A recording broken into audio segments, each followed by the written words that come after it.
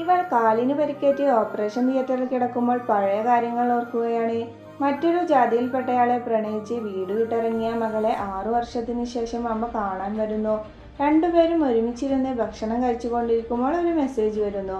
പ്രധാനമന്ത്രി കോവിഡ് കാരണം ഏതാനും ആഴ്ചകളിലേക്ക് ലോക്ക്ഡൗൺ ഏർപ്പെടുത്തിയിരിക്കുന്നു എന്ന്. ഇത് കേട്ടയുടനെ നമ്മൾ രണ്ടുപേരും ഒരുമിച്ചാണല്ലോ ഉണ്ടാകാൻ പോകുന്നത് എന്നോർത്ത് ഞെട്ടുന്നു. അവർ കടയിൽ പോയി സാധനങ്ങളെല്ലാം വാങ്ങി വെക്കുന്നു. മുകളിലത്തെ വീട്ടുകാർ വന്ന് നിങ്ങൾ വന്നത് നന്നായി എന്ന് പറയുന്നു. അപ്പോഴാണ് അവളുടെ ഡിവോഴ്സ് കഴിഞ്ഞ കാര്യം അമ്മ അറിയുന്നത്. അമ്മ മകൾക്ക് ഇഷ്ടമുള്ളതെല്ലാം പാകം ചെയ്തു കൊടുക്കുന്നു.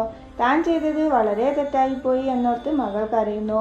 രാത്രി തനിയെ കിടന്നുറങ്ങാൻ പേടിയാണെന്ന് പറഞ്ഞ് അമ്മ മകളുടെ അടുത്ത് വന്ന് കിടക്കുന്നു.